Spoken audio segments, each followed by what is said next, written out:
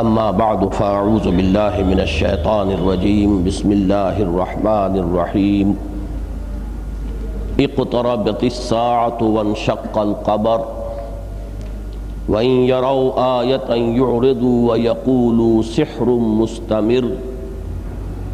وكذبوا واتبعوا أهواءهم وكل أمر مستقر وَلَقَدْ جَاءَهُم مِّنَ الْأَنبَاءِ مَا فِيهِ مُزْدَجَرٌ حِكْمَةٌ بَالِغَةٌ فَمَا تُغْنِ النُّذُرُ فَتَوَلَّ عَنْهُمْ يَوْمَ يَدْعُ الدَّاعِ إِلَىٰ شَيْءٍ نُّكُرٍ خُشَّ عَنْ أَبْصَارُهُمْ يَخْرُجُونَ مِنَ الْأَجْدَاثِ كَأَنَّهُمْ جَرَادٌ مُّنتَشِرٌ مُهْطِعِينَ إِلَى الدَّاعِ يقول الكافرون هذا يوم عسر كذبت قبلهم قوم نوح فكذبوا عبدنا وقالوا مجنون وازدجر فدعا ربه أني مغلوب فانتصر ففتحنا أبواب السماء بماء منهمر وفجرنا الأرض عيونا فالتقى الماء على أمر قد قدر وحملناه على ذات ألواح ودسر تجري بأعيننا جزاء لمن كان كفر ولقد تركناها آية فهل من مدكر فكيف كان عذابي ونذر وَلَقَدْ يَسَّرْنَا الْقُرْآنَ لِلذِّكْرِ فَهَلْ مِن مُّدَّكِرٍ صدق اللہ العظیم رب اشرح لي صدری ویسر لي امری واحلل عقدۃ من لسانی یفقہوا قولی اللہم ربنا الہمنا رشدنا واعذنا من شرور انفسنا اللہم ربنا زدنا ایمانا وہدا وعلما نافعا وعملا صالحا ورزقا حلالا طیبا آمین یا رب العالمین۔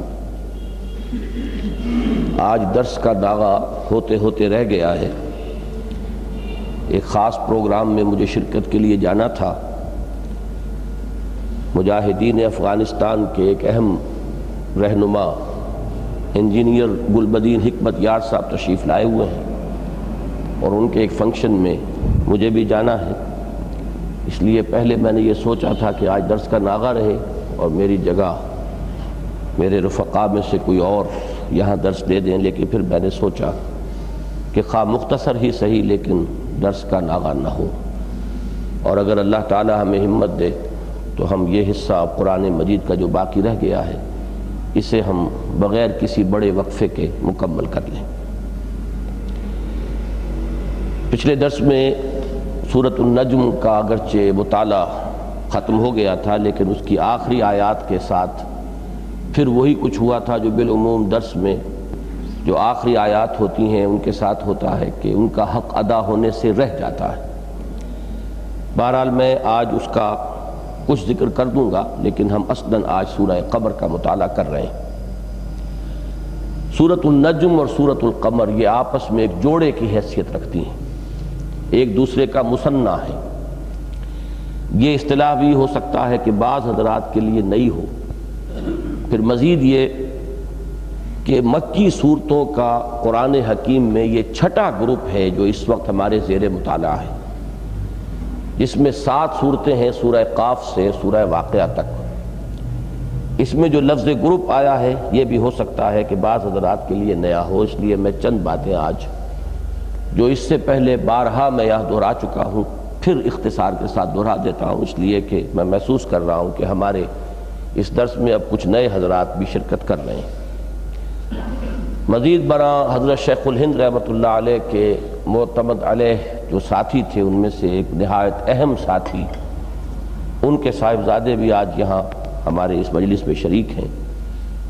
یہ معاملہ جو ہے نظم قرآن کا چونکہ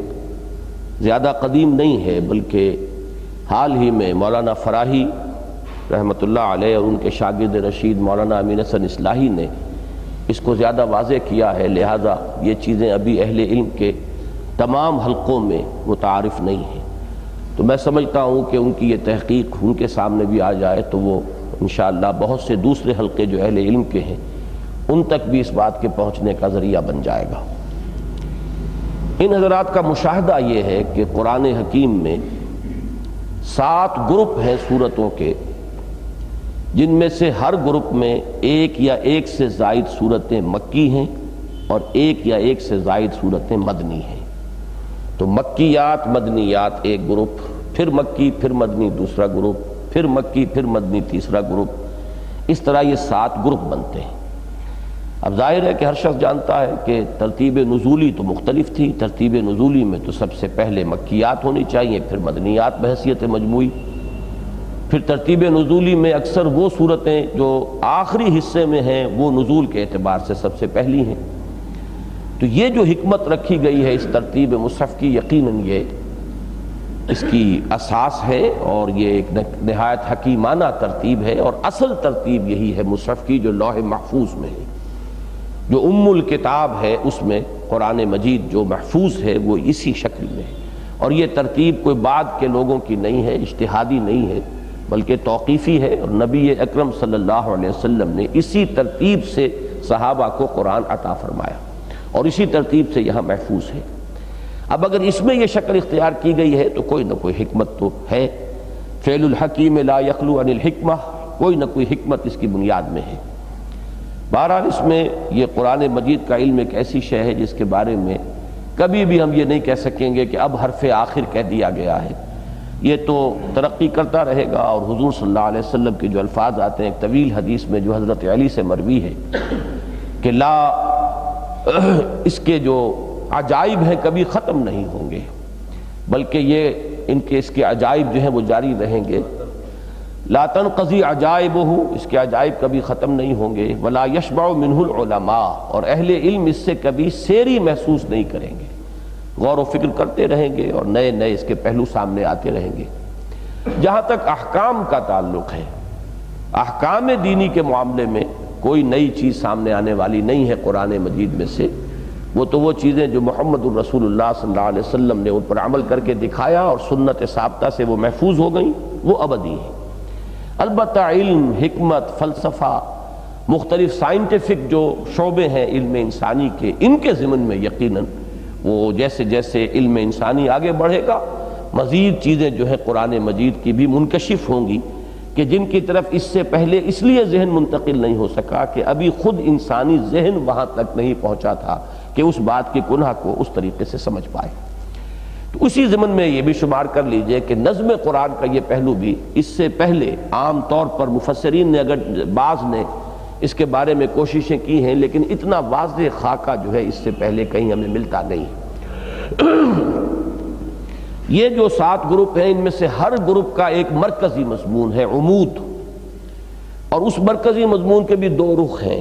ایک رخ جیسے کہ تصویر کے 2 رخ ہم کہتے ہیں، تو اس مرکزی مضمون کا ایک رخ جو ہے وہ مکی صورتوں میں آئے گا، دوسرا مدنی صورتوں میں آئے گا۔ پہلا گروپ جو ہے اس کی جو مکی صورت ہے وہ صرف ایک اور چھوٹی سی، اگرچہ وہ اپنے معنی کے اعتبار سے، مرتبہ و مقام کے اعتبار سے وہ خود اپنی جگہ ایک مکمل قرآن ہے۔ وَلَقَدْ آتَيْنَاكَ سَبْعًا مِنَ الْمَثَانِي وَالْقُرْآنَ الْعَظِيمِ، سورہ فاتحہ 7 آیات، اور 4 صورتیں جو ہیں وہ پھر طویل ترین مدنی صورتیں ہیں، بقرہ، آل عمران اور نساء اور مائدہ۔ دوسرے گروپ میں 2 صورتیں، یہ نسبتاً تعداد کے اعتبار سے متوازن گروپ ہے، 2 مکی 2 مدنی، سورہ انعام، سورہ اعراف مکیات، اور سورہ انفال، سورہ توبہ مدنیات۔ تیسرے گروپ میں 14 صورتیں مکی ہیں، سورہ یونس سے شروع ہو کر یہ معاملہ جو ہے سورہ مومنون تک جائے گا 18ویں پارے میں، اور پھر صرف ایک صورت آتی ہے مدنی، سورہ نور۔ پھر 8 صورتیں مکی ہیں اور پھر ایک صورت آتی ہے مدنی، سورہ احزاب۔ پھر 13 صورتیں مکی ہیں۔ یہ درمیان کے 3 گروپ جو ہیں یہ تقریباً مکیات پر مشتمل ہیں، مدنیات اس میں بہت ہی قلیل ہیں، قدر قلیل۔ پھر 3 صورتیں 13 صورتوں کے بعد آتی ہیں، سورہ محمد، سورہ فتح صلی اللہ علیہ وسلم اور سورہ حجرات۔ پھر یہ چھٹا گروپ ہے، یہ بھی قدر متوازن ہے حجم کے اعتبار سے، کہ ایک پارہ یا اس سے کچھ زائد جو ہے یہ مکی صورتوں پر مشتمل ہے جس میں تعداد ہے 7، اور پھر تقریباً ایک پارہ سوا پارہ جو ہے مدنیات پر مشتمل ہے، تعداد 10 ہے۔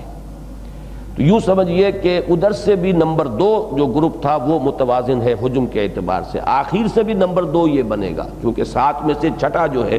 تو یہ لاسٹ بٹ 1 ہے، اس میں بھی ایک توازن ہے حجم کے اعتبار سے۔ اس کے بعد سورۃ الملک سے شروع ہوں گی مکی صورتیں، تو یہ 2 پارے جو ہیں اکثر و بیشتر مکیات پر مشتمل ہیں، صرف چند ایک صورتیں چھوٹی چھوٹی وہ مدنی ہیں۔ تو اس طرح ایک بات اور بھی سامنے آئی کہ پہلے گروپ میں اور آخری گروپ میں ایک ریسیپروکل نسبت ہے۔ پہلے گروپ میں مکی صورت صرف سورہ فاتحہ، مدنی صورتیں طویل ترین 4 صورتیں تقریباً 6 پارے پر پھیلی ہوئی، 6.25 پارے، اور آخری صورت میں یہ اکثر و بیشتر مکیات ہیں اور مدنیات جو ہیں وہ بہت چند ہیں، معدود ہیں چند۔ اب اس میں میں تفصیل میں نہیں جا سکتا کہ ہر گروپ کا کیا مضمون ہے، یہ ہم پڑھتے ہوئے چلے آ رہے ہیں، مختلف مواقع پر اس کی بحث ہو چکی ہے۔ یہ جو ہم چھٹا گروپ پڑھ رہے ہیں اس کا مرکزی مضمون ہے انذار آخرہ، خبردار کرنا، آخرت کی خبر اور اس کے حوالے سے لوگوں کو متنبہ کرنا، وارن کرنا۔ انذار کے اصل معنی جو ہے وہ وارن کرنے کے، خبردار کرنے کے، کہ کسی طرز عمل کے جو نتائج نکلنے والے ہیں ان کے بارے میں پیشگی طور پر متنبہ کر دیا جائے کہ تمہارے اس طرز عمل کا انجام یہ ہوگا، یہ انذار ہے۔ اگرچہ اس کا ترجمہ عام طور پر کر دیا جاتا ہے ڈرانا، یہ کچھ اچھا ترجمہ نہیں ہے، بلکہ اس ترجمے کی وجہ سے مستشرقین کو اور عیسائی مبشرین جو ہیں انہیں ہم پر اعتراض کا ایک موقع ملا ہے کہ اسلام میں ڈر کا ایلیمنٹ جو ہے وہ بہت زیادہ ہے اور اس میں ڈرایا جاتا ہے، اور فیئر جو سینٹیمنٹ ہے اس کو زیادہ انووک کیا گیا ہے، جبکہ ہمارے ہاں تو لو آف گاڈ جو ہے، ہم وہ ظاہر بات ہے کہ ہر شخص مانے گا کہ لو اور محبت جو ہے یہ ایک مثبت جذبہ ہے، اور فیئر یا خوف جو ہے یہ ایک منفی جذبہ ہے۔ تو اس کی وجہ بھی یہی ہوئی ہے کہ لفظ تقویٰ کا ترجمہ بھی ہمارے ہاں ڈر کر دیا گیا، اتقوا اللہ، اللہ سے ڈرو، حالانکہ تقویٰ کا بھی اصل ترجمہ ڈرو صحیح نہیں ہے، بلکہ تقویٰ کے معنی بھی بچنا ہے، کسی کی ناراضگی سے بچنا، اور یہ بچنا اس انداز کا بھی ہوتا ہے کہ کوئی سعادت مند بیٹا اپنے والد کے جذبات کو ٹھیس نہیں پہنچانا چاہتا، کہ میں ایسا کوئی کام نہ کروں کہ میرے والد کے دل کو ٹھیس پہنچے، ان کے جذبات کو ٹھیس پہنچے، انہیں مجھ سے توقعات ہیں، ان کی بہت سی امیدیں مجھ سے وابستہ ہیں، میں انہیں مایوس نہ کروں۔ اب ظاہر بات ہے کہ یہ جو طرز عمل ہے اس میں خوف کا ایلیمنٹ نہیں ہے، بلکہ آؤٹ آف لو اور افیکشن جو ہے والد کے لیے، اور جو ریگارڈ ہے والد کے لیے۔ اس لیے جدید دور میں نے دیکھا ہے کہ بعض انگریزی تراجم میں تقویٰ کا ترجمہ ہیو ریگارڈ آف اللہ یہ لفظ کیا جا رہا ہے، بجائے اس کے کہ fear Allah, have regard for ہم، تو اس کے بارے میں اس کا احساس اور یہ چیز جو ہے وہ، تو آپ نے تقویٰ کا ترجمہ بھی کر دیا ڈرو، انذار کا ترجمہ کر دیا ڈراؤ، تو معلوم ہوا کہ اب قرآن میں تو ڈر ہی ڈر رہ گیا۔ حالانکہ یہ در حقیقت ہمارے ترجمے کی خامی ہے، اصل جو عربی الفاظ ہیں ان کی گہرائی میں جائیں تو ڈر کے لیے لفظ خوف ہے، خوف کا لفظ بھی آیا ہے، فخافونی ولا تخافوہم، ان سے نہ ڈرو مجھ سے ڈرو، یہ بھی آیا ہے۔ تو لفظ خوف آیا ہے، خوف کا ترجمہ جہاں بھی ڈر کیا جائے وہ صحیح ہوگا، اور یہ بھی ایک درجے میں ظاہر بات ہے، چاہے وہ ایک نیگیٹو سینٹیمنٹ اس کو کہا جائے، لیکن ضرورت پیش آتی ہے اس کی بھی۔ مرد ناداں پر کلام نرم و نازک بے اثر، پھول کی پتی سے کٹ سکتا ہے ہیرے کا جگر، کہیں کہیں کوڑے برسانے کی ضرورت بھی پیش آتی ہے، وہ اپنی جگہ ہے، لیکن یہ کہ اس کے ریشو پروپورشن کو ڈسٹرب نہیں کرنا چاہیے۔ تو یہ گروپ انذار کا ہے۔ اس میں جو یہ 7 صورتیں ہیں ان میں سے پہلی صورت منفرد مزاج کی ہے، اس کا مثنیٰ نہیں ہے، سورہ قاف بہت جامع صورت ہے۔ اس کے بعد جو 2 صورتیں ہم نے پڑھی تھیں وہ بھی جوڑے کی شکل میں تھیں، سورہ زاریات اور سورۃ الطور۔ ان میں کیا نسبت تھی، نسبت زوجیت کے کیا کیا اس میں پہلو نمایاں ہیں، وہ اس درس کے اندر میں واضح کر چکا ہوں۔ اب جو ہم نے صورت پڑھی سورۃ النجم، اور اب یہ سورۃ القمر جو جس کا آغاز آج ہم کر رہے ہیں، یہ بھی ایک جوڑے کی شکل میں ہے۔ ان میں سب سے پہلے تو ذرا لفظی مناسبتیں جو جوڑے کی ہو سکتی ہیں ان کو نوٹ کیجئے کہ خود ستارے اور چاند میں ایک نسبت ہے، دونوں سماوی چیزیں ہیں، اجرام فلکیہ میں سے ہیں۔ پھر یہ کہ عجیب آپ ایک بات دیکھیں گے کہ وَالنَّجْمِ إِذَا هَوَىٰ، ستارے کے ساتھ بھی آیا تھا جبکہ وہ غروب ہوتا ہے، گرتا ہے، ڈھلتا ہے، اور یہاں پر چاند کے ساتھ بھی آیا وَانشَقَّ الْقَمَرُ، اور چاند پھٹ گیا، یعنی چاند کا بھی یہ پہلو جو ہے کہ وہ شق ہو گیا، پھٹ گیا۔ یہاں پر چونکہ آپ کو معلوم ہے کہ اب ردیف جو چلے گی وہ را کی ہے، قمر کو آخر میں لائے ہیں،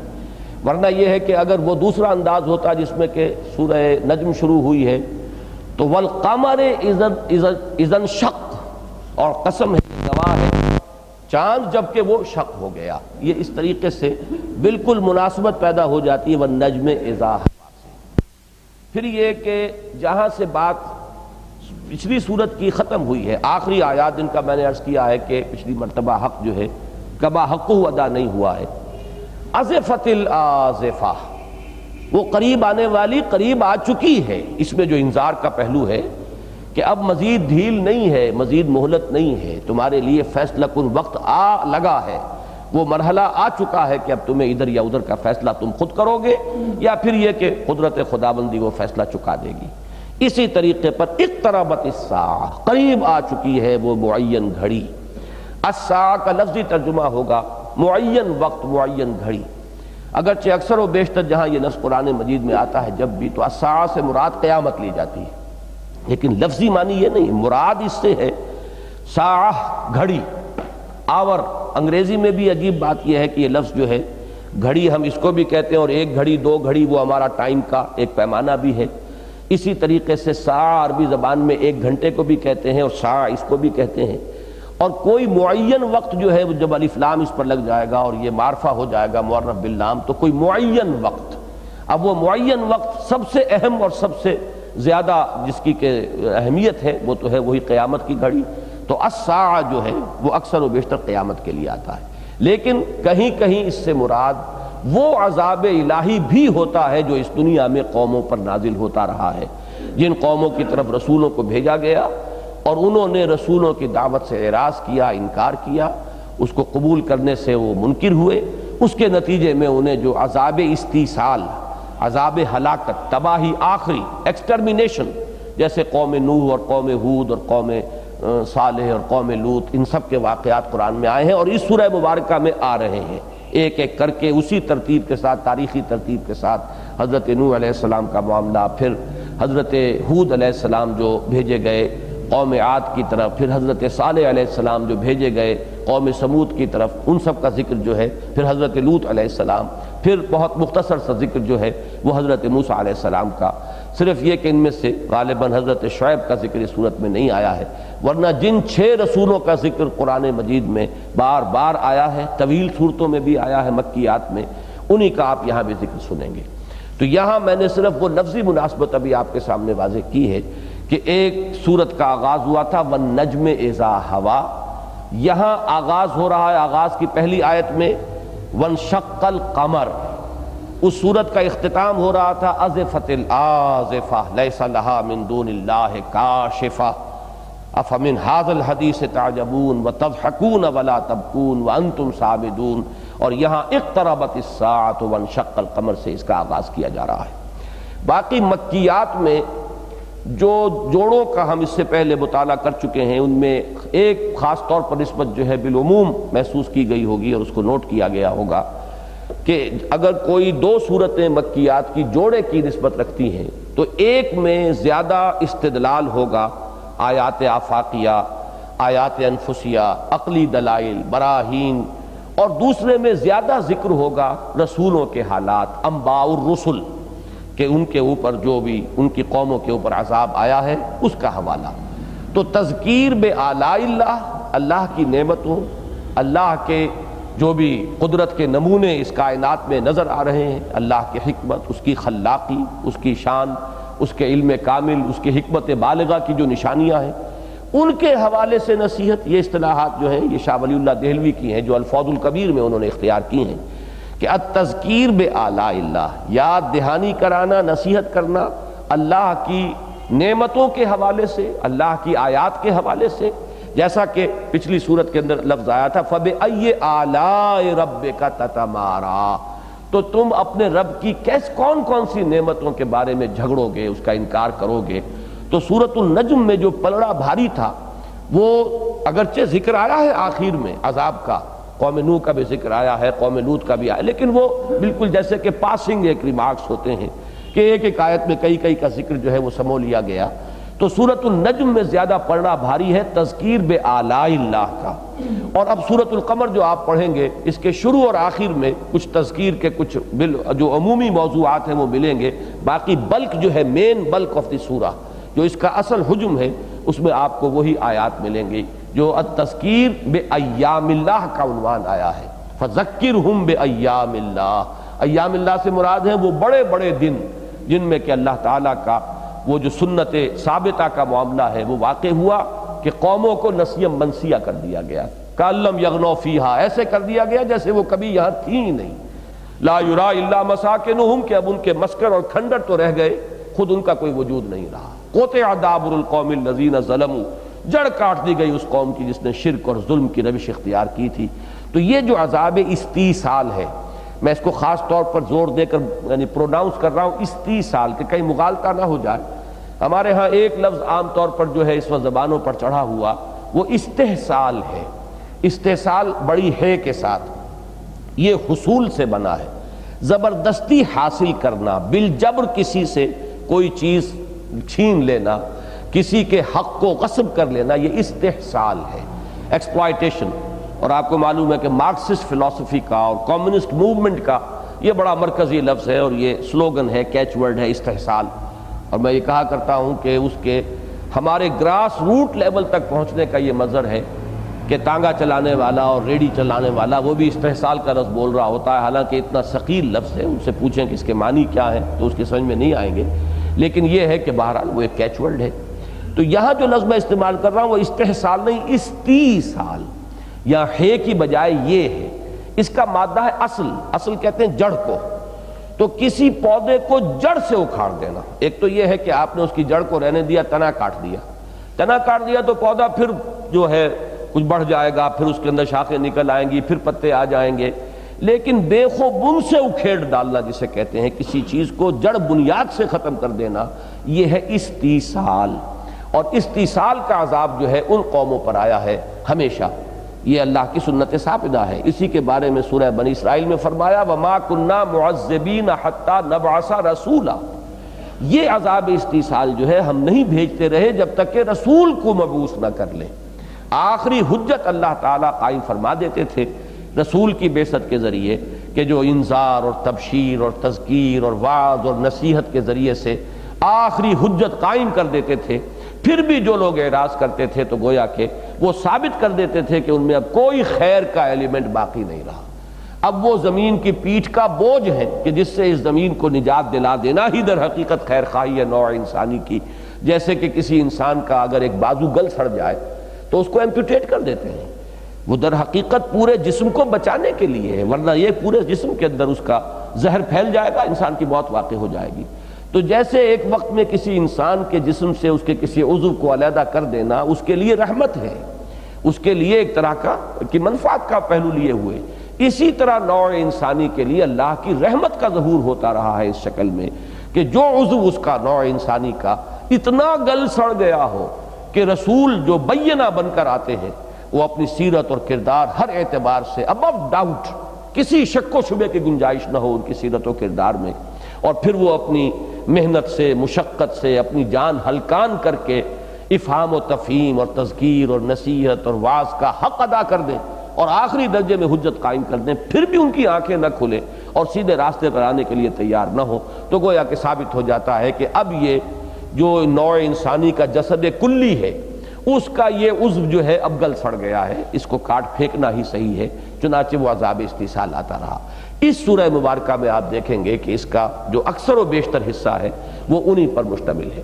البتہ اس میں ایک آیت آئے گی تکرار کے ساتھ، اور وہ یہ ہے کہ وَلَقَدْ يَسَّرْنَا الْقُرْآنَ لِلذِّكْرِ فَهَلْ مِن مُدَّكِرٍ،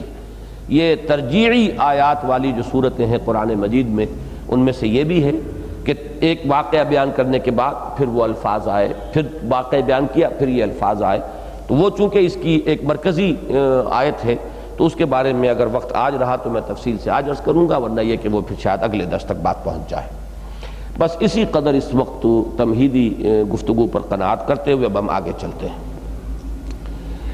اقتربت الساعۃ وانشق القمر، وہ معین وقت قریب آ چکا ہے، وہ معین گھڑی آن کھڑی ہوئی ہے، قریب آ لگی ہے، اور سورج شق اور چاند شق ہو گیا، ٹکڑے ہو گیا، پھٹ گیا۔ یہ شق قمر کا واقعہ کہیں یا معجزہ کہیں، اس کے بارے میں صحیح احادیث صحائح ستہ کی تمام کتابوں میں، اور یہاں تک کہ جو سب سے زیادہ جن کی سند کے اعتبار سے یوں سمجھیے کہ شک و شبے سے بالا تر ہو جانے والی بات ہے، یعنی صحیحین، صحیح بخاری اور صحیح مسلم دونوں کے اندر بھی یہ احادیث موجود ہیں، اور کبار صحابہ سے وہ مروی ہے۔ حضرت علی رضی اللہ تعالیٰ عنہ ان میں شامل ہیں، عبداللہ ابن مسعود ان میں شامل ہیں، عبداللہ ابن عمر ان میں شامل ہیں، حضرت حذیفہ رضی اللہ تعالیٰ عنہ ان میں شامل ہیں، اسی طریقے سے اور متعدد جو کبار صحابہ ہیں۔ دو صحابی اور بھی ہیں جو اگرچہ اس وقت جب کہ یہ واقعہ ہوا ہے تو یا تو ان کی پیدائش ہوئی نہیں تھی یا ان کا ابھی بہت ہی بچپن تھا، حضرت انس رضی اللہ تعالیٰ عنہ اور حضرت عبداللہ ابن عباس۔ ان سے بھی یہ مروی ہے، لیکن اس سے گمان یہی ہوگا کہ انہوں نے وہ اپنے بزرگوں سے بات سنی ہے، لیکن یہ کہ حضرت علی، حضرت عبداللہ ابن عمر، عبداللہ ابن عباس، حضرت حذیفہ، یہ حضرات تو وہ ہیں کہ جن کے بارے میں یعنی کوئی شک و شبہ نہیں ہے کہ جس دور کا یہ واقعہ ہے وہ ان کے شعور کا دور ہے، اور وہ پورے طور پر سمجھدار تھے۔ بعض تفاصیل میں جیسا کہ میں بعد میں بتاؤں گا کچھ تھوڑا سا اختلاف ہے، جیسے کہ جو معراج کی جو احادیث آتی ہیں ان کی بھی تفاصیل میں کچھ تھوڑا تھوڑا فرق ہے، لیکن یہ کہ اس کے یعنی ایک واقع ہونے کے بارے میں ہم یہ کہہ سکتے ہیں کہ کسی شک و شبے کی گنجائش نہیں ہے۔ اتنی یعنی وہ احادیث اور اتنے صحابہ سے، اور وہ بھی صحابہ بھی پھر میں عرض کر رہا ہوں کہ فقہائے صحابہ اور کبار صحابہ ان سے مروی ہے کہ اسراء کا اور واقعہ معراج کا انکار تو میں سمجھتا ہوں کہ تقریباً کفر ہے۔ البتہ یہ کہ اس میں جب تفاصیل کا اختلاف ہو رہا ہے تو کسی چیز کو مان لینا، کسی کو رد کر دینا، یہ بالکل دوسری بات ہو جائے گی۔ اسی طرح کا معاملہ یہ بھی ہے کہ تقریباً ہجرت سے 5 سال قبل کا یہ واقعہ ہے، اور اغلباً مینا کی وادی میں حضور صلی اللہ علیہ وسلم اس وقت تھے، اور کچھ اور لوگ بھی تھے۔ غالباً اس سے یہ یعنی مترشح ہوتا ہے کہ موسم حج ہوگا کہ جس میں لوگ جو ہے مینا میں جمع ہوتے ہیں۔ اس وقت یہ واقعہ پیش آیا ہے کہ چاند کے 2 ٹکڑے ہوئے، دونوں ایک دوسرے سے علیحدہ ہوئے، اور یہاں تک بھی الفاظ آئے ہیں، اور یہی مجھے زیادہ موضوع نظر آتے ہیں۔ اس کے پوری جو واقعات کی جو تفصیل ہے اس میں جو فٹ بیٹھتا ہے کہ ان میں سے ایک جو ہے وہ غار حرا کے ایک جانب، دوسرا غار حرا کی دوسری جانب نظر آیا، اس لیے کہ جبل نور جس پر غار حرا ہے یہ مینا کی وادی کا جو دہانہ ہے اس کے بالکل قریب واقع ہوا ہے۔ اس وقت حضور صلی اللہ علیہ وسلم نے لوگوں کو متوجہ کیا اور فرمایا کہ گواہ رہو کہ یہ واقعہ ہوا ہے۔ اس حد تک تو معاملہ متفق علیہ ہے، بالکل اس میں کسی شک و شبے کی گنجائش نہیں۔ لیکن اب اس میں یہ کہ 2 امکانات ہیں، ایک تو یہ کہ یہ واقعہ از خود ہوا ہو، بلکہ میں عرض کروں گا کہ 3 امکانات ہیں۔ ایک تو یہ کہ از خود ایک واقعہ ہو گیا، عظیم واقعہ ہو گیا، اور حضور نے اس کی طرف توجہ دلا دی، اس کا بھی امکان موجود ہے۔ اس کا بھی امکان موجود ہے کہ کفار نے، مشرکین مکہ نے، جبکہ حضور صلی اللہ علیہ وسلم اپنی دعوت و تبلیغ میں مصروف تھے، کوئی نشانی طلب کی ہو بغیر تعیین کے کہ کوئی نشانی دکھائیے، اور حضور صلی اللہ علیہ وسلم نے ان کے اس مطالبے کے جواب میں اپنی انگلی سے انگشت شہادت سے اشارہ کیا اور وہ چاند 2 ٹکڑے ہو گیا۔ تیسری شکل یہ ہے کہ انہوں نے خاص اسی معجزے کا مطالبہ کیا ہو کہ ہمیں اچھا اگر آپ اس بات کے مدعی ہیں کہ آپ اللہ کے رسول ہیں تو پھر ذرا اس چاند کو 2 ٹکڑے کر کے دکھا دیجئے، تعیین کے ساتھ مطالبہ کیا گیا ہو اور اسی معین مطالبے کو پورا کیا گیا۔ یہ 3 امکانات ہیں نظری طور پر۔ اس میں یہ کہ آخری امکان جو ہے وہ تو کہیں ثابت نہیں ہوتا،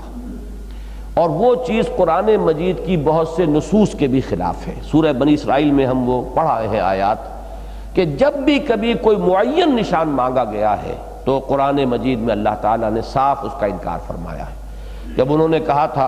کہ لن نؤمن لک حتی تفجر لنا من الارض ينبوعا او تکون لک جنۃ من نخیل وعناب فتفجر انہارا خلالها تفجیرا۔ تو یہ متعدد جو تعین کے ساتھ انہوں نے کہ یہاں ابھی اس مکے کی وادی غیر ذی زرع میں ایک باغ دفعتاً جو ہے لہلہانے لگے، اگر آپ یہ کر دیں تو ہم آپ کو مان لیں گے اللہ کے رسول ہیں۔ یہاں چشمے بہا کے دکھا دیجئے، ہم مان لیں گے آپ اللہ کے رسول ہیں۔ یا یہ کہ ذرا آسمان کا کوئی ٹکڑا ہم پر گرا کر دکھائیے، یا یہ کہ آسمان میں چڑھ کے دکھائیے اور کتاب آپ لے کر اترے، اور اس کتاب کو بھی ہم ہاتھ لگا کر دیکھیں گے، اور یہ نہیں ہے کہ ہم صرف ایسے ہی مان لیں کہ ہاں کوئی کتاب لے کر آئے ہیں، کوئی ممکن ہے آپ ہماری نظر بندی کر دیں۔ اسی طریقے پر ان کا یہ مطالبہ بھی تھا کہ آپ کے لیے یہاں اچانک دفعتاً کوئی محل بن جائے سونے چاندی کے، اس کے اندر ظروف رکھے ہوئے ہوں، اس کے کواڑ سونے چاندی کے ہوں، ایسا کوئی محل بن جائے تو ہم ان میں سے کوئی سی ایک نشانی آپ دکھا دیں، ہم آپ کو رسول مان لیں گے۔ تو قرآن مجید میں سورہ انعام میں بھی، سورہ بنی اسرائیل میں بھی بڑی شدت کے ساتھ نفی کی گئی ہے کہ ایسا کوئی معجزہ ہم نہیں دکھائیں گے۔ جس کو ایمان لانا ہے یہ معجزہ ہے اصل محمد الرسول اللہ صلی اللہ علیہ وسلم کا، اس سے ایمان لاتا ہے تو لائے، اور اگر نہیں لاتا ہے تو وہ جدھر چاہتا ہے وہ ادھر کا راستہ لے، ہم وہ معجزہ نہیں دکھائیں گے۔ تو یہ بات تو میرے نزدیک ان آیات کی روح سے بھی، دوسرے یہ کہ ان احادیث میں بھی کہیں بھی یہ صراحت نہیں ہے کہ مطالبہ یہی کیا گیا تھا کہ چاند کو ٹکڑے کر کے دکھائیے اور وہ آپ نے دکھا دیا۔ تو یہ واقعہ جو ہے اس طریقے سے جہاں تک میں سمجھ سکا ہوں یہ اس طرح نہیں ہوا ہے، اور اسی لیے پھر بہت سے حضرات اس سے معجزہ نہیں کہتے ہیں۔ معجزہ اصل میں اس شے کو کہتے ہیں کہ جو کسی مطالبے پر دکھایا جائے اور اس میں تحدی اور چیلنج کا ایلیمنٹ ہو، یہ میں کر کے دکھاتا ہوں، تم بھی اس کا مقابلہ کر کے دکھاؤ۔ جیسے کہ حضرت موسیٰ علیہ السلام کا معجزہ جو تھا عصا کا، اب اس کا مقابلہ ہوا اور مقابلے میں حضرت موسیٰ علیہ السلام جو ہیں وہ میدان میں اترے۔ تو تحدی، ایک چیلنج کا ایلیمنٹ ہونا اور اس تحدی اور چیلنج کے نتیجے میں اس کا دکھانا، پھر اس میں ایک چیلنج جوابی ہونا، یہ اصل میں وہ چیز ہے کہ جس پر 100% لفظ معجزہ کا اطلاق ہوگا۔ اس لیے کہ معجزے کے معنی کیا ہے؟ عاجز کر دینے والی شے۔ تو عاجز کر دینے والی شے کا تو مطلب یہ ہے کہ پہلے کوئی چیلنج ہونا چاہیے، کوئی تحدی ہونی چاہیے، اور پھر یہ کہ ثابت ہو جائے گا کہ صاحب اس مقابلے سے عاجز آ گئے۔ اس اعتبار سے اس قرآن مجید پر معجزے کا اطلاق 100% درست ہے، اس لیے کہ متعدد مقامات پر قرآن مجید میں چیلنج دیا گیا۔ تم ایسی ایک کتاب بنا کر لا کر دکھا دو، سورہ بنی اسرائیل میں بھی ہے، قُلْ لَئِنِ اجْتَمَعَتِ الْإِنسُ وَالْجِنُّ عَلَىٰ أَن يَأْتُوا بِمِثْلِ هَٰذَا الْقُرْآنِ لَا يَأْتُونَ بِمِثْلِهِ وَلَوْ كَانَ بَعْضُهُمْ لِبَعْضٍ ظَهِيرًا۔ پھر یہ بھی فرمایا گیا کہ 10 صورتیں قرآن جیسی بنا کے دکھا دو۔ پھر اس سے بھی برسبیل تنزل اور نیچے اتر کر کہا گیا ایک صورت ہی تصنیف کر کے لے آؤ، اور ایک صورت آپ کو معلوم ہے سورۃ العصر بھی ایک صورت ہے، سورۃ الکوثر بھی ایک صورت ہے، تو 3 آیات پر مشتمل ہی کوئی صورت جو ہے ایسی بنا کر لے آؤ۔ اور اس کو دہرایا گیا ہے، یہ سورہ یونس میں بھی آیا ہے، اور پھر اس کو بڑے ہی یعنی پرجلال انداز میں سورہ بقرہ جو مدنی صورت ہے اس کے اندر پھر دہرایا گیا ہے، وَإِن كُنتُمْ فِي رَيْبٍ مِّمَّا نَزَّلْنَا عَلَىٰ عَبْدِنَا فَأْتُوا بِسُورَةٍ مِّن مِّثْلِهِ وَادْعُوا شُهَدَاءَكُم مِّن دُونِ اللَّهِ إِن كُنتُمْ صَادِقِينَ۔ جو بھی تمہارے مددگار ہو اللہ کے سوا، جنات میں سے، انسانوں میں سے، شعراء، ادباء، خطباء، سب کو جمع کر لو، سب سے مدد حاصل کر لو اور مقابلہ کر لو۔ تو در حقیقت محمد الرسول اللہ صلی اللہ علیہ وسلم کا سب سے بڑا معجزہ کہہ لیجئے، یا میں بلکہ زیادہ پریفر کروں گا کہ اصل معجزہ قرآن حکیم ہے۔ باقی خرق عادت کہ کہیں کوئی عام طبعی قانون کے خلاف کوئی چیز ہو جائے، یہ خرق عادت کہلاتا ہے، کہ عادی قانون جو ہے، جو نارمل فزیکل لاز ہیں، وہ بریک ہوں، وہ ٹوٹ جائیں، اور اس کے ٹوٹنے سے کوئی اللہ تعالیٰ کی شان جو ہے، اس کی قدرت کی شان جو ہے ظاہر ہو جائے، یہ خرق عادت ہے۔ یہ خرق عادت اولیاء اللہ کے لیے بھی ثابت ہے، اور ان کے لیے پھر ہم اس کو کرامات کہتے ہیں۔ اللہ تعالیٰ اپنے کسی نیک بندے کے لیے ایسی کوئی بات جب چاہے کر سکتا ہے، اور جب یہ ہوتے ہیں رسولوں اور نبیوں کے تو ان کو بھی معجزات کہہ دیا جاتا ہے۔ لیکن میرے نزدیک یہاں لفظ معجزہ کا اطلاق جو ہے وہ مجازی ہے، حقیقی نہیں ہے۔ حقیقی اطلاق جو ہے اس کا 100% درست وہ اسی پر ہوگا جس میں چیلنج کا ایلیمنٹ شامل ہو، ورنہ بغیر چیلنج کے کوئی عام خرق عادت واقعہ ہو جائے تو یہ ایک طرح کی کرامات ہے، لیکن جب کرامات کا معاملہ جو ہے وہ نبی کے ساتھ ہوگا تو وہ پھر معجزے کے لفظ کا اس پر اطلاق ہو جائے گا، جبکہ غیر نبی کے لیے اسے صرف کرامت کہا جائے گا۔ اچھا، یہ ہے جہاں تک کہ اس کی معجزے ہونے کی بحث ہے۔ باقی حضرت انس اور حضرت عبداللہ ابن عباس رضی اللہ تعالی عنہم، ان دونوں سے جو روایت ہے اس میں کچھ اس کی صراحت ملتی ہے کہ اس کا مطالبہ کیا گیا تھا کہ ہمیں کوئی نشانی دکھائیے۔ کہ بارے صحابہ جن کے میں نے نام 2 مرتبہ آپ کو پہلے گنوائے ہیں، ان میں سے کسی کی روایت میں اس کی صراحت نہیں ہے۔ لہذا حضرت انس چونکہ اس وقت غالباً پیدا بھی نہیں ہوئے تھے، وہ تو جب حضور صلی اللہ علیہ وسلم ہجرت فرما کر تشریف لے گئے مدینہ منورہ، تب ان کی والدہ نے ان کو پیش کیا ہے حضور کی خدمت میں کہ یہ آپ کے پاس رہے گا اور آپ کی خدمت کرے گا۔ اس وقت غالباً ان کی عمر 9 برس تھی، تو گویا کہ 4 برس کی عمر ان کی اس وقت بن سکتی ہے کہ جب کہ یہ واقعہ ہوا ہے، اور وہ مدینے میں تھے اور یہ معاملہ جو ہوا ہے وہ مکے میں ہوا ہے۔ تو ان کے لیے یہ چیز کسی اور سے سنی ہوئی ہے، اور سنی ہوئی چیز کے اندر کچھ تھوڑا بہت فرق واقع ہو جانا قرین قیاس ہے۔ اسی طرح عبداللہ ابن عباس رضی اللہ تعالیٰ عنہما کی بھی اس وقت عمر اتنی نہیں تھی کہ ان کی بات کے اوپر زیادہ جو ہے وہ اس کے اندر وزن محسوس کیا جائے۔ اس اعتبار سے غالب بات یہی ہے کہ یہ ایک واقعہ ہوا ہے، اور واقعے میں اصل شے جو تھی وہ یہ کہ اس فکر کا توڑ کر دیا جائے کہ یہ کائنات بڑی اٹل ہے، یہاں پر جو چیز بھی ہے گویا کہ کبھی اس کے لیے زوال نہیں ہے، اس کا خاتمہ نہیں ہے۔ اس لیے کہ جب قیامت کا ذکر قرآن مجید میں آتا ہے، پہاڑ جو ہے وہی تمر بر السحاب، یہ پہاڑ جو ہے یہ ایسے ہوں گے جیسے روئی کے، یہ دھنکی ہوئی روئی کے گالے ہوں۔ یہ بات جو ہے آج انسان کی سمجھ میں نہیں آ سکتی۔ یا یہ کہ چاند جو ہے وہ سورج میں دھنس جائے گا، جمع الشمس والقمر، یا یہ آسمان پھٹ جائیں گے، ستارے جھڑ جائیں گے، گر جائیں گے۔ اب یہ وہ چیزیں ہیں کہ جو چونکہ یہ دنیا جیسی کچھ ہمیں نظر آتی ہے بڑی مستحکم ہے، یہاں پر اس قسم کے واقعات کا وقوع جو ہے عام حالات میں انسان کے لیے ناقابل قیاس ہے۔ تو ان کے اس فکر کو توڑا گیا ہے یہ واقعہ دکھا کر کہ جو خبریں دی جا رہی ہیں قرآن مجید میں وقوع قیامت سے متعلق، جو بڑے بڑے حوادث کا ذکر ہے، اس کی ایک نشانی کے طور پر یہ چاند پھٹا ہوا تمہیں صاف نظر آ رہا ہے کہ چاند پھٹ گیا ہے اور پھر وہ ٹکڑے جڑ گئے۔ تو یہی جو تعبیر ہے یہ سب سے زیادہ قرین قیاس نظر آتی ہے۔ جو میں اب اس کا تلخیص دوبارہ کر رہا ہوں کہ واقعہ تو ہوا ہے بلا شک و شبہ۔ اس پر اگر کسی نے اعتراض کیا ہے، 2 طرح کے اعتراضات کیے گئے ہیں کہ ترجمہ ہی اس کا بدلا گیا۔ اقتربت الساعۃ وانشق القمر، ترجمہ ایک یہ کیا گیا کہ قیامت قریب آ گئی ہے، اور جب وہ قیامت ہوگی تو چاند پھٹ جائے گا۔ گویا کہ قیامت کے ایک واقعے کے طور پر ہی یہاں پر اگرچہ صیغہ ماضی کا ہے، لیکن چونکہ قرآن مجید میں عام طور پر قیامت کے اور آخرت کے واقعات کو ماضی کے صیغے میں بیان کیا گیا ہے، لہذا انہیں یہ کہنے کا موقع مل گیا۔ لیکن یہ کہ اگر یہ ترجمہ کیا جائے تو وَإِن يَرَوْا آیَةً يُعْرِضُوا وَيَقُولُوا سِحْرٌ مُسْتَمِرٌ، اس کے ساتھ اس کا تعلق نہیں جڑتا، اس لیے کہ اس اگلی آیت کا تعلق جڑتا ہے کسی ایسی چیز سے جس کا ان کو مشاہدہ اسی وقت ہوا ہو، کہ یہ کیسی ہی نشانیاں دیکھ لیں یہ اعراض کرتے رہیں گے، کتنی ہی ان کے سامنے چیزیں جو ہے بڑی سے بڑی نشانی پیش کر دی جائے یہ ماننے والے نہیں ہیں، اور یہ یہی کہیں گے کہ یہ سحر مستمر ہے، یہ تو پرانا جادو ہے جو چلا آ رہا ہے۔ تو یہ اس کا تعلق صحیح طور پر قائم ہوتا ہے تبھی جب کہ یہ ایک واقعے کے طور پر یہ ظہور میں آیا۔ باقی ایک اعتراض جو ویسے عام طور پر بھی انسان کے ذہن میں آتا ہے کہ یہ تو اتنا بڑا واقعہ ہے، چاند کا 2 ٹکڑے ہو جانا، اور چاہے وہ تھوڑی ہی دیر کے لیے علیحدہ رہے ہو تو آخر پوری دنیا میں اس کا ذکر ملنا چاہیے۔ یہ واقعہ تو ایسا ہے۔ اب یہ ہے آج سے 1400 برس پہلے کا واقعہ، اب اس بلکہ 1400 برس سے زیادہ، 1407 برس تو ہجرت کو ہو گئے، 5 اور ایڈ کیجئے تو 1412 برس کا واقعہ قبل کا واقعہ ہے۔ اس وقت تک نہ تو اس طرح کی رصدگاہیں دنیا میں تھیں، پھر یہ کہ یہ لازم نہیں ہوتا کہ ہر وقت لوگ جو ہے وہ جتنے حصے میں بھی چاند اس وقت طلوع تھا وہ چاند پر نظریں ہی ٹکائے بیٹھے ہوں۔ پھر یہ کہ ایک روایت ملتی بھی ہے کہ مالا بار کے علاقے کے ایک راجہ نے یہ مشاہدہ کیا، اور یہ ریکارڈ میں ہے کہ اس نے اس وقت جو ہے اس کو دیکھا ہے، اور وہاں ان کے اس لٹریچر کے اندر اس کا تذکرہ موجود ہے۔ تو اس اعتبار سے اگر وہ نہ بھی ہوتی گواہی تب بھی یہ اپنی جگہ پر یہ دلیل کہ ایک واقعہ ہو جائے، اچانک ہو جائے، کتنا ہی ہوتا ہے، سورج گرہن ہو گیا، چاند گرہن ہو گیا، پتہ ہی نہیں چلا کسی کو، اکثر لوگوں کو پتہ ہی نہیں چلتا کہ ہو گیا ہے، عام لوگ جو ہے ادھر متوجہ ہوتے ہی نہیں، خاص طور پر چاند گرہن کا معاملہ آدھی رات کو کہیں ہو رہا ہو تو کتنے لوگ اس کے دیکھنے والے ہیں۔ اور اب تو یہ ہے کہ یونیورسٹیز ہیں اور اس کا پورا حساب کتاب ہے، اور پہلے سے لوگ ٹیلیسکوپ جما کر بیٹھے ہوئے ہوتے ہیں، اور اس کے لیے سارا یہ اہتمام اس وقت کہاں تھا۔ تو جہاں تک واقعے کا تعلق ہے وہ ثابت ہے،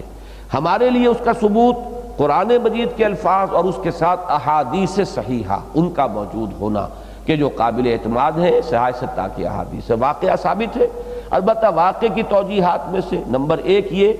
کہ وہ مطالبہ کیا گیا ہو تعیین کے ساتھ اسی کا اور وہ دکھایا جائے، تو یہ قرآن مجید کے دوسرے مقامات سے بھی یہ کچھ مطابقت رکھنے والی بات نہیں ہے، اور اس کی کہیں صراحت بھی کسی روایت میں موجود نہیں۔ درمیانی بات کہ کوئی انہوں نے نشانی مانگی ہو اور اس نشانی میں سے حضور نے وہ نشانی دکھائی ہو، ان کے مطالبے میں تعین نہ ہو کہ چاند کو دو ٹکڑے کر کے دکھائیے، اس کا امکان موجود ہے۔ اور اس کا بھی امکان موجود ہے کہ یہ از خود ہی ایک بڑا اہم واقعہ ہوا ہو، صرف اس حقیقت کو ظاہر کرنے کے لیے کہ یہ چاند اور سورج تمہیں یہ بہت بڑی بڑی شے نظر آتی ہیں، اللہ تعالیٰ کے سامنے ان کی کوئی وقت نہیں، کوئی حیثیت نہیں۔ اللہ تعالیٰ جب چاہے ان کے سینکڑوں ٹکڑے کر دے اور پھر ان ٹکڑوں کو جوڑ دے، اللہ جس طریقے سے چاہے ان کے اوپر تغیر و تبدل جو ہے کرنے پر قادر ہے۔ اس طریقے سے ایک نشانی قیامت کی کہ جو حالات بڑے بڑے قیامت کے موقع پر پیش آنے والے ہیں، اس کی ایک ہلکی سی جھلک انہیں دکھا دی گئی۔ اقتربت الساعة وانشق القمر وإن يروا آية يعرضوا ويقولوا سحر مستمر، اور اگر یہ دیکھ لیں نشانی، اور یہاں آیتن یہ نکرہ جو ہے تفخیم کے لیے ہے، بڑی نشانی، یقیناً یہ ایک بڑی نشانی تھی۔ یعرضوا وہ اعراض کریں گے، وہ ماننے والے نہیں ہیں، نیتوں کے اندر فساد ہے، فتور ہے۔ وَيَقُولُوا اور یہی کہتے ہیں سحر مستمر کہ یہ جادو ہے، ہمیشہ سے چلتا آ رہا ہے، اور جادو میں بھی کوئی بڑی بات نہیں ہے، اس سے بڑے بڑے کرشمے اور شعبدے لوگوں نے پہلے دکھائے ہیں، لہذا یہ ہمیشہ سے مرہ یمرو کہتے ہیں گزرنے کو، مستمر استمرار، ماضی استمراری، آپ کو معلوم ہے کر رہا تھا، یہ ماضی استمراری ہے، کر رہا ہوں یہ حال ہے، استمراری ہے۔ تو ایک چیز کے جو جاری ہو، تو یہ سحر مستمر، یہ جاری ہے، چلا آ رہا ہے، ہمیشہ سے جادو چلا آ رہا ہے، بڑے بڑے جادوگر اور شعبہ باز پیدا ہوئے ہیں، اس پہلو سے بھی کوئی خاص اہمیت اس کی نہیں۔ وَكَذَّبُوا وَاتَّبَعُوا أَهْوَاءَهُمْ وَكُلُّ أَمْرٍ مُسْتَقِرٌ، اور انہوں نے جھٹلا دیا اور اپنی خواہشات کی پیروی کی۔ اصل میں یہ کذبوا کے بعد یہ واو جو ہے، یہ در حقیقت اس کی توجیح کر رہا ہے، کیوں کی انہوں نے یہ تکذیب، کیوں جھٹلایا، کیوں انکار کیا؟ اس لیے نہیں کہ اس بات کا عقلاً غلط ہونا ان پر ثابت ہو گیا، جو بات حضور فرما رہے ہیں، جس کی خبر دے رہے ہیں، منطقی طور پر وہ ان کو نادرست معلوم ہوئی، یہ نہیں ہے، بلکہ واتبعوا اہواءہم، اصل میں تو خواہشات کی پیروی کرنی ہے۔ جیسے کہ سورہ قیامہ میں ہے کہ بل یرید الانسان لیفجر امامہ، انکار جو کرتا انسان قیامت کا، وہ اس لیے کہ وہ فسق و فجور جس کا عادی ہو گیا ہے، اب اس کو چھوڑنے کے لیے تیار نہیں ہے۔ قیامت کو مانے تو جزا و سزا کا احساس جو ہے مستحضر رہتا ہے، پھر آدمی کو ہاتھ روکنے پڑتے ہیں، کچھ قدغنیں اپنے اوپر لگانی پڑتی ہیں، کچھ اپنی خواہشات جو ہیں ان کے آگے بند باندھنے پڑتے ہیں۔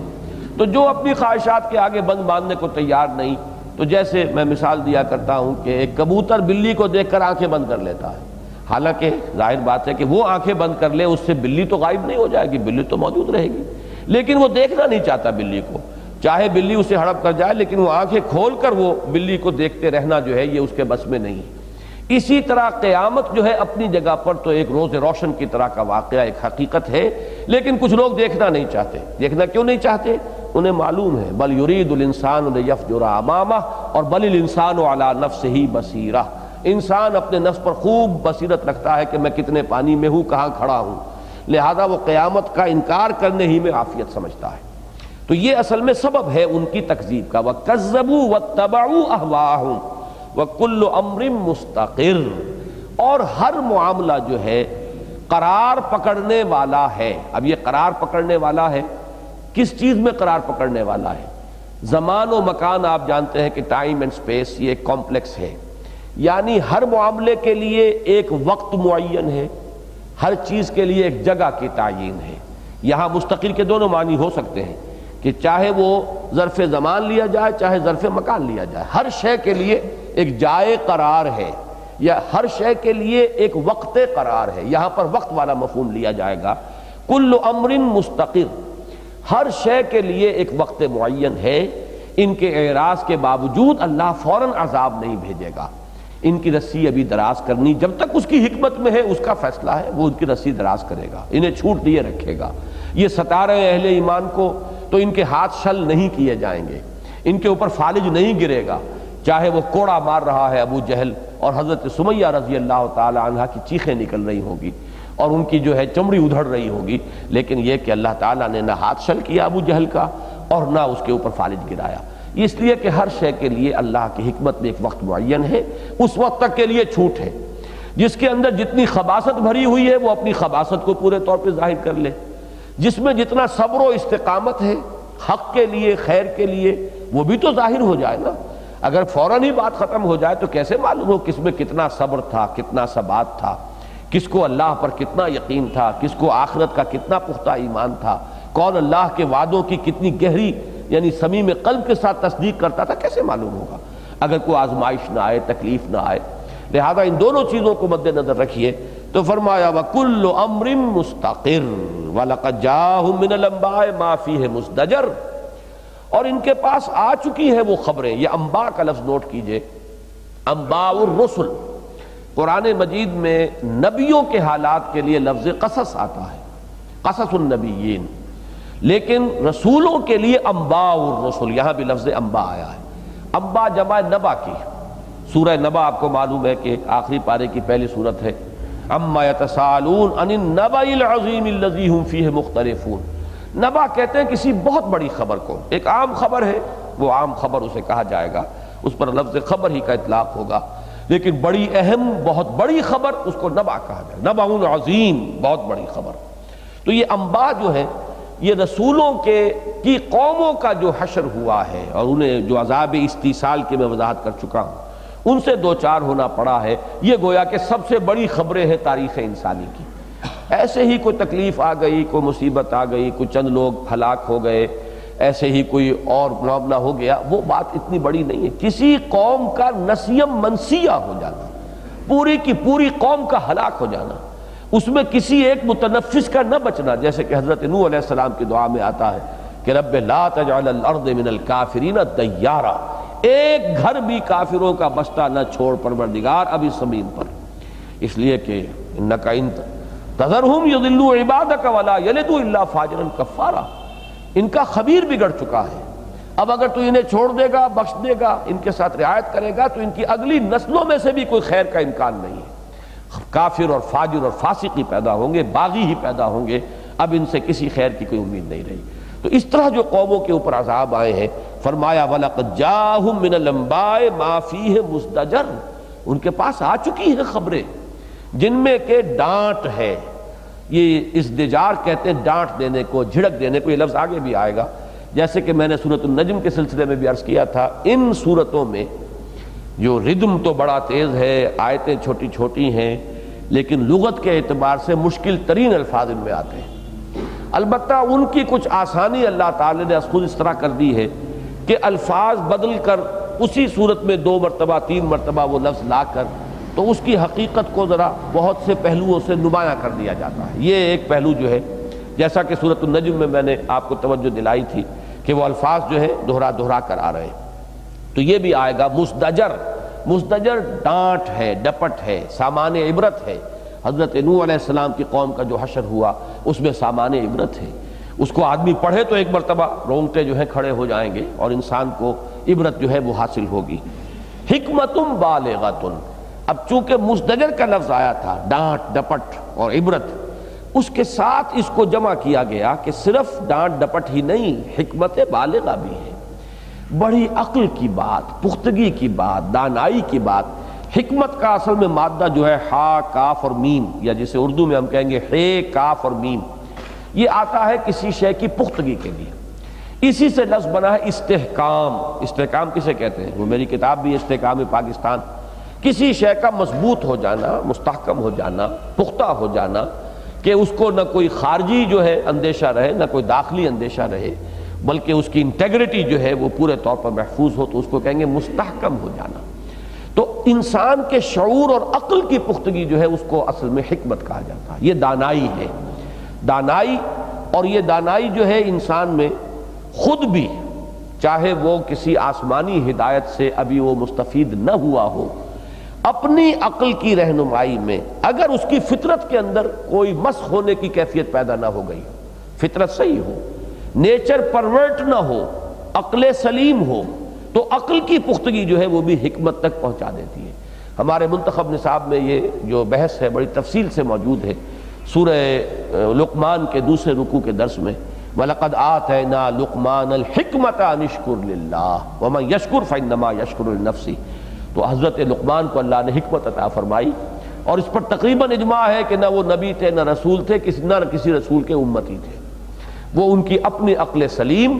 اور ان کی طبع سلیم، یہ دو چیزیں اگر جمع ہو، فطرت سلیمہ، عقل سلیم، ان دونوں سے حکمت تک انسان کی رسائی ہو جاتی ہے۔ تو اللہ تعالیٰ نے جو کتابیں نازل فرمائی ہیں ان میں جہاں وارننگ بھی ہے، انذار بھی ہے، تبشیر بھی ہے، وہیں پر اس میں حکمت بھی ہے، احکام بھی ہے۔ حکمت، احکام، حکم دیا گیا لیکن حکم کے پیچھے جو حکمت کار فرما ہے وہ بھی بتائی گئی،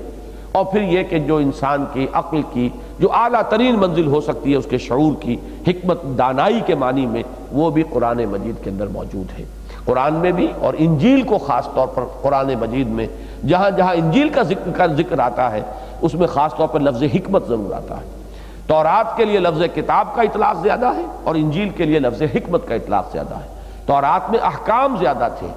انجیل میں نئی کوئی شریعت نہیں آئی تھی، بلکہ یہ کہ حکمت جو ہے وہ زیادہ نمایاں کی گئی تھی۔ قرآن میں احکام بھی ہے اور قرآن مجید میں حکمت بھی ہے۔ تو فرمایا کہ ان کو جو واقعات سنائے جا چکے ہیں، جو انباء الرسل ان کو سنائے جا چکے ہیں، جو ان تک پہنچ چکے ہیں، اس میں ڈانٹ بھی ہے، اس میں ان کے لیے زجر بھی ہے، اس میں ان کے لیے سامان عبرت بھی ہے، ساتھ ہی حکمت بالغہ بھی ہے، بالغہ پہنچ جانے والی، وہ حکمت کے جو ایک منزل تک رسائی حاصل کر لے، حقیقت کے دروازے پر جا کر دستک دے۔ حکمتم بالغۃ فما تغنی النذر،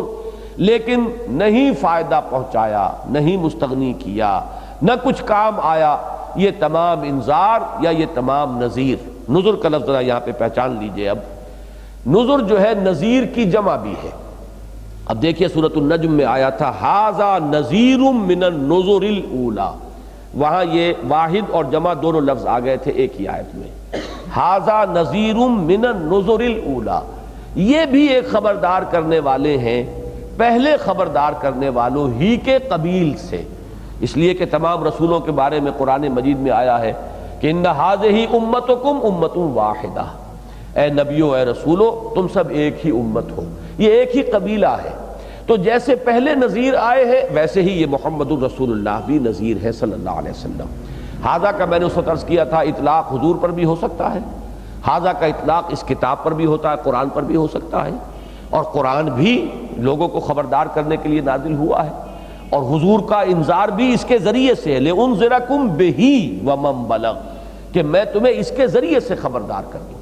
تو اس اعتبار سے اطلاق حضور پر بھی ہو سکتا ہے، قرآن پر بھی ہو سکتا ہے، ھذا نذیر من النذر الاولی۔ لیکن میں نے اس وقت اس آیت کو کی طرف توجہ آپ کی مبذول کرائی ہے کہ نذیر واحد ہے، نذر اس کی جمع ہے، یہ بھی پچھلے نذیروں میں ہی سے ایک نذیر ہے، انہی کے قبیل کے، یہ ایک ہی امت ہے جس میں سے کہ یہ آخری فرد اس کے جو ہے اس جماعت مقدسہ کے وہ ہے محمد الرسول اللہ صلی اللہ علیہ وسلم۔ لیکن اس کے ساتھ یہ نذر جو ہے وہ انذار کا حاصل مصدر بھی ہے، یعنی خبردار کرنا، خبرداری، یہ جو جس کو ہم کہیں گے حاصل مصدر اسم، وہ بھی نذر ہو سکتا، دونوں معنی ہوں گے۔ فما تغنی النذر، تو کوئی فائدہ نہیں پہنچا رہا ان کو یہ انذار یا ان کا یہ خبردار کر دینا، یا کوئی فائدہ نہیں پہنچا رہا ان تمام نذیروں کی خبروں کا جو ان تک پہنچا دی گئی ہے، ان سے انہیں کوئی فائدہ نہیں ہو رہا، اس لیے کہ نیت خراب ہے، اس لیے کہ ارادہ یہ ہے کہ بل یرید الانسان لیفجر امامہ۔ تو ظاہر بات ہے کہ جو ایک کہاوت ہے کہ سوتے کو جگایا جا سکتا ہے، جاگتے کو کیسے جگایا جائے؟ یہ لوگ اگر سب کچھ سمجھنے کے باوجود اپنے اس عیش کو منغص کرنے کے لیے تیار نہیں ہیں تو ظاہر ہے کتنا ہی ان کو آپ سمجھا دیجئے۔ وہ تو جیسے کہ قرآن مجید میں آیا ہے کہ ان الذین کفروا سواء علیہم انذرتہم ام لم تنذرہم لا یؤمنون، آپ کتنا ہی انذار فرما لیں اے نبی، برابر ہے، آپ انذار مزید فرمائیں یا نہ فرمائیں، یہ ایمان لانے والے نہیں۔ تو یہ وہ لوگ ہیں کہ ان کے پاس ڈانٹ ڈپٹ بھی آ چکی، انذار کا حق ادا کیا جا چکا، ان کے پاس یہ کتاب قرآن مجید بھی آ چکی جس میں حکمت بالغہ بھی موجود ہے، لیکن یہ کہ ان کے لیے نہ وہ شے مفید ہوئی نہ یہ شے مفید ہوئی۔ حکمت بالغۃ فما تغنی النذر فتول عنہم، تو اے نبی صلی اللہ علیہ وسلم آپ ذرا ان سے اعراض فرمائیے۔ قرآن مجید میں یہ ہدایت حضور کو مختلف الفاظ میں ہوتی رہی ہے، کہیں تو فرمایا گیا کہ فصفح، اب ذرا آپ انہیں نظر انداز کیجئے، اگر ہم اسے ذرا ثقیل انداز میں کہیں گے اب دفع کیجئے ان کو، یا یہ کہ اب آپ ان کے پیچھے نہ پڑیے، چھوڑیے ان کو، یہ جدھر جاتے ہیں ان کو جانے دیجئے۔ آپ نے اپنا حق ادا کر دیا، اپنا فرض ادا کر دیا، انذار کا حق ادا کر دیا، تبلیغ کا حق ادا کر دیا، اب زیادہ اپنے آپ کو ان کے پیچھے ہلکان نہ کریں، زیادہ ان کی باتوں پر توجہ بھی نہ دیں۔ تو یہاں پر لفظ آیا فتولا، تولا کے معنی رخ موڑ لیجئے، پیٹھ موڑ لیجئے، چھوڑیے آپ ان کو، دفع کیجئے ان کو۔ یہاں پہ تو بلکہ میں سمجھتا ہوں کہ فتولا کے لفظ کا تو اصل حق ادا ہی ہوگا اس سے کہ دفع کیجئے ابھی نہیں، ان سے آپ اپنی توجہ ہٹا لیجئے، صرف نظر فرمائیے ان سے۔ فتولا عنہم یوم یدعو الداعی الی شیء نکر۔ اب یہ جو ہے نا فتولا عنہم کے بعد ایک سکتہ سا، اس کے بعد یہ مضمون کا بھی ایک سکتہ آ رہا ہے، چھوڑیے ان کو۔ اور پھر فرمایا وہ دن جس دن کے پکارے گا ایک پکارنے والا ایک ایسی شے کی طرف جو بڑی ناگوار ہوگی۔ اب یہ قیامت کا نقشہ کھینچا جا رہا ہے کہ ان کو چھوڑیے، وہ وقت تو آ کر رہے گا، قیامت آئے گی، اور جب سور پھونکا جائے گا اور جو لوگ نکلیں گے اپنی قبروں سے، جس کا نقشہ آگے آ رہا ہے، اور جانتے ہوں گے کہ اب وہ ہماری شامت کا وقت آ گیا، جاگ جائیں گے اور ہوش میں آ جائیں گے، اور جیسے کہ سورہ یاسین میں کہا گیا ہے کہ من بعثنا من مرقدنا، کس نے اٹھا دیا ہمیں، اور پھر اس کے بعد فوراً انہیں یہ بات یاد آ جائے گی، او ہو یہ وہ دن ہے جس کی ہمیں خبر دی گئی تھی، اب ہماری شامت اعمال جو ہے وہ ہمارے سامنے آ کر رہے گی۔ تو اس دن کا تصور دے دیا گیا، ذرا سا رخ دے دیا گیا، یہ گویا کہ نبی کے لیے اور نبی کے کسی امتی کے لیے، نبی کے نقش قدم پر انذار و تبشیر اور دعوت و تذکیر کا فریضہ سر انجام دینے والے کے لیے گویا کہ اس کے دل کو ڈھارس بنانے والی بات ہے۔ فتولا عنہم یوم یدعو الداعی الی شیء نکر، وہ دن ذرا اس کا تصور کیجئے جس دن کے پکارے گا ایک پکارنے والا اس شے کی جانب جو بڑی ناگوار ہوگی۔ یہ نکر جو لفظ ہے اسی سے بنا ہے نا کہ نہیں عن المنکر، نکر کا مادہ اصل میں آتا ہے جس کو کہ فطرت انسانی جس سے ابا کرے، پہچانے نہیں، معروف جانی پہچانی شے، جس کی طرف جانی پہچانی چیز کی طرف ایک التفات ہوتا ہے، میلان ہوتا ہے۔ آپ کہیں کسی غیر ملک میں ہیں اور وہاں کوئی آپ کو کئی دن یہ گزر گئے، مہینے گزر گئے، سال گزر گئے، کوئی ہم وطن نہیں ملا، اگر کہیں دور سے آپ دیکھیں گے کوئی پاکستانی جا رہا ہے تو آپ لپکیں گے اس کی طرف، جانی پہچانی چیز ہے، اس کی طرف انسان جو ہے لپکتا ہے، ایک توجہ، ایک طبیعت کے اندر میلان پیدا ہوتا ہے۔ تو قرآن کا فلسفہ یہ ہے کہ نیکی جو ہے وہ انسان کی جانی پہچانی شے ہے، اس کی طرف فطرت انسانی جو ہے لپکتی ہے، اس کو پہچانتی ہے اور لپکتی ہے، اس کی طرف رجوع کرتی ہے۔ اور بدی جو ہے وہ در حقیقت انسان کے لیے ایک اجنبی سی شے ہے، فطرت انسانی کے لیے۔ اس کو ذرا نوٹ کیجئے، میں لفظ فطرت استعمال کر رہا ہوں، طبیعت نہیں، طبیعت اور ہے، فطرت اور ہے۔ فطرت کا تعلق ہے اس روح ملکوتی کے ساتھ، وہ جو ایک ڈیوائن ایلیمنٹ ہے انسان کے اندر، وَنَفَخْتُ فِيهِ مِن رُوحِي، وہ جو اصل حقیقت ہے، ہمارا جو ایسنس ہے، ہمارے وجود کی جو اصل حقیقت ہے، وہ شے جو ہے وہ در حقیقت نیکی کی طرف میلان رکھتی ہے، نیکی کو پہچانتی ہے، نیکی کی طرف اس کی رغبت ہے اور نیکی کی طرف وہ لپکتی ہے، اور بدی سے اسے ابا ہے، اعراض ہے، انکار ہے، وہ اس کو پہچانتی نہیں ہے، اس کی طرف کوئی میلان یا رغبت نہیں رکھتی۔ تو یہاں وہی لفظ لایا گیا ہے کہ جس شے کی طرف اس دن بلانے والا بلائے گا اس کی طرف کسی کو رغبت نہیں ہوگی۔ وہ گھڑی جس کے بارے میں کہ سورہ حج میں ہم پڑھ آئے ہیں کہ اے لوگو ڈرو اپنے رب سے، اتقوا ربکم ان زلزلۃ الساعۃ شیء عظیم یوم ترونہا تذہل کل مرضعۃ عما ارضعت وتضع کل ذات حمل حملها وتری الناس سکارى وما هم بسکارى ولکن عذاب اللہ شدید۔ تو یہ جو ایک کیفیت ہوگی، ظاہر بات ہے کہ وہ انسان کے لیے کوئی خوش آئند اور پسندیدہ شے نہیں ہوگی۔ یوم یدعو الداعی الی شیء نکر خش عن ابصارهم یخرجون من الاجداث کانہم جراد منتشر۔ اب یہ بھی آیت جو ہے ایک مثال ہے اس کی کہ قرآن مجید کا جو اپنا ایک ردم ہے، اس کے اندر جو ایک ملکوتی موسیقی ہے، اس کو آپ چاہیں تو ڈیوائن میوزک کہہ سکتے ہیں، اس کی مناسبت سے الفاظ آگے پیچھے کیے جاتے ہیں۔ جملہ یہ صحیح بنے گا، ترتیب اگر گرامر کے اعتبار سے لیں تو یخرجون من الاجداث سے خش عن ابصارهم کانہم جراد منتشر، اس لیے کہ یخرجون پہلے آنا چاہیے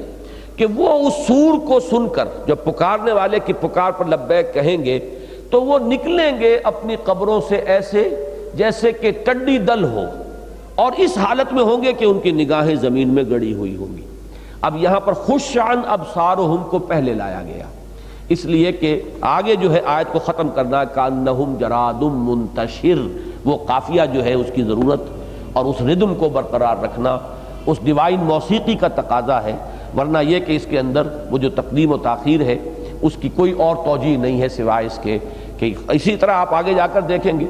کہ نوزو ری یہ آنا چاہیے گرامر کی روح سے، لیکن نظر پر ختم کرنا ہے اسی ردم کی وجہ سے، تو وہاں سے یہ کو گرا دیا گیا ہے۔ یہ قواعد عربی زبان کے، لیکن میں اس وقت توجہ آپ کو دلا رہا ہوں صرف اس اعتبار سے کہ یہ ایک ڈیوائن میوزک ہے، اپنا ہے، یہ ایک اللہ کا کہ ایک ملکوتی موسیقی ہے، جس کے لیے میں نے بارہا آپ کو اشعار سنائے ہیں جو مولانا شبیر احمد عثمانی رحمۃ اللہ علیہ نے، ان کے والد صاحب کے اشعار ہیں۔ سورۃ الحشر کے حواشی میں ان کا جو وہ ترجمہ ہے قرآن مجید کا اور حواشی جو چھپے ہوئے ہیں ان میں آپ کو ملیں گے کہ سنتے سنتے نغمہ ہائے محفل بدعات کو، کان بہرے ہو گئے دل بے مزہ ہونے کو ہے، آؤ سنوائے تمہیں وہ نغمہ مشروع بھی، کوہ جس سے خاشع متصدعہ ہونے کو ہے۔ تو یہ بھی ایک نغمہ ہے، یہ ایک نغمہ ہے کہ جو ملکوتی نغمہ ہے قرآن مجید کا۔ تو خش عن ابصارہم، یہ حال ہے کہ جب لوگ قبروں سے نکلیں گے تو اب ان کی دو شانیں ہوں گی، دو کیفیات ہوں گی، یخرجون من الاجداث، وہ اپنی قبروں سے نکلیں گے۔ ایک کیفیت کانہم جراد منتشر، ایسے ہوں گے جیسے ٹڈی دل ہو پھیلا ہوا۔ ظاہر بات ہے پوری نوع انسانی آدم سے لے کر آخری انسان تک جو اس زمین کے اندر دفن ہے، ان کے اجزاء یہی ہیں، یہیں سے ان کو دوبارہ نکالا جائے گا، تو کیا کیفیت ہوگی؟ ٹڈی دل ہی میں سمجھتا ہوں کہ بہترین اس کی تشبیہ ہو سکتی ہے کہ اس طریقے سے وہ نکلے ہوئے ہوں گے اور اس طرح نظر آ رہے ہوں گے جیسے کہ ٹڈی دل ہو پھیلا ہوا منتشر۔ اور اس وقت خجالت سے، شرم سے، پشیمانی سے، خوف سے نگاہیں زمین میں گڑی ہوئی ہوں گی۔ خشعن جمع ہے خاشع کی، خاشع کہتے ہیں، خشوع کہتے ہیں جھکاؤ، نماز میں خشوع ہونا چاہیے، طبیعت جھکی ہوئی ہو، دل اللہ کے سامنے جھکا ہوا ہو۔ یہ جو نقشہ ہوتا ہے نگاہ کا جھکا ہوا ہونا، نگاہیں جس کے لیے ہمارے اردو میں محاورہ زمین میں نگاہیں زمین میں گڑی رہ گئیں، انسان آنکھیں چار نہیں کر پا رہا، حقیقت کو دیکھنا نہیں چاہ رہا، وہ آنکھیں گڑی ہوئی ہیں زمین کے اندر۔ تو یہ زمین میں نگاہوں کا گڑ جانا، نگاہوں کا آنکھوں کا جھک جانا، اس کی مختلف کیفیات ہوتی ہیں، یا شرم ہے، خجالت ہے، پشیمانی ہے، یا خوف ہے۔ اس وقت ان ساری کیفیتوں کا ملغوبہ جو ہے ان کے اوپر طاری ہوگا۔ مہطعین الی الداع، اور وہ لپکے ہوئے آ رہے ہوں گے اس پکارنے والے کی طرف، سب کے سب جو ہے دوڑ رہے ہوں گے۔ اس کا نقشہ جو ہے 29ویں پارے کی ایک صورت میں اور واضح طور پر کھینچا گیا ہے کہ جیسے کہ کوئی ایک نصب یوفزون، جیسے کہ کبھی کوئی دوڑ لگتی ہے تو کوئی نشانی مقرر کر لی ہوتی ہے اور سب لوگ اس نشانی کی طرف جو اپنی پوری طاقت کے ساتھ دوڑ رہے ہوتے ہیں، اسی طریقے سے قبروں سے نکل کر لوگ دوڑ رہے ہوں گے اس پکارنے والے کی جانب کے جس کا ذکر کیا گیا ہے کہ یوم یدعو الداعی الی شیء نکر خش عن ابصارہم یخرجون من الاجداث کانہم جراد منتشر مہطعین الی الداع، دوڑتے ہوئے ہوں گے تیزی کے ساتھ اس پکارنے والے کی طرف۔ یقول الکافرون ھذا یوم عسر، اور کہہ رہے ہوں گے، ان کی زبانوں پر یہ الفاظ ہوں گے کہ یہ تو بڑا سخت دن ہے، وہ سختی والا دن جو ہے یہی ہے، آ گئی وہ ہماری شامت اعمال والی گھڑی۔ ارادہ میرا تھا آیت نمبر 17 تک پہنچ جانے کا، لیکن اب یہاں شروع ہو رہا ہے کذبت قبلہم قوم نوح، یہ وہ انباء، وہ خبریں، انباء الرسل، جن میں کہ ما فیہ مزدجر، جس کے اندر کے ڈانٹ اور ڈپٹ کا پہلو ہے، جس میں کہ سامان عبرت ہے، تو وہ حضرت نوح علیہ السلام، پھر وہ حضرت ہود اور حضرت صالح، ان کا ذکر آئے گا انشاءاللہ تعالی۔ یہ ہم آئندہ نشست میں ایک ہی میں میری کوشش ہوگی کہ ہم اس سورہ مبارکہ کا مطالعہ مکمل کر لیں۔ آج اسی پر اکتفا کیجئے۔ بارک اللہ لی ولکم فی القرآن العظیم ونفعنی وإیاکم بالآیات والذکر الحکیم۔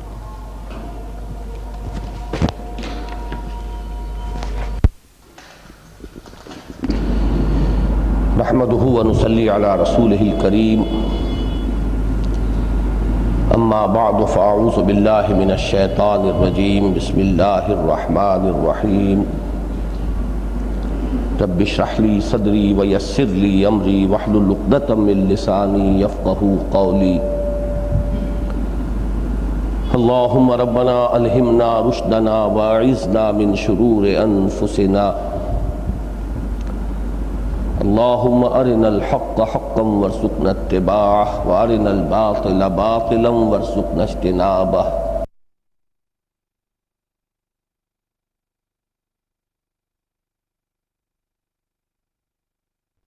اشرح لی صدری ویسر لی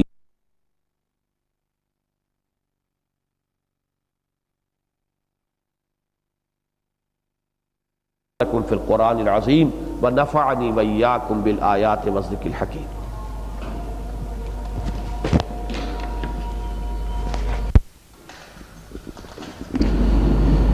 نحمده ونصلی علی رسولہ الکریم. اما بعد فاعوذ باللہ من الشیطان الرجیم. بسم اللہ الرحمن الرحیم.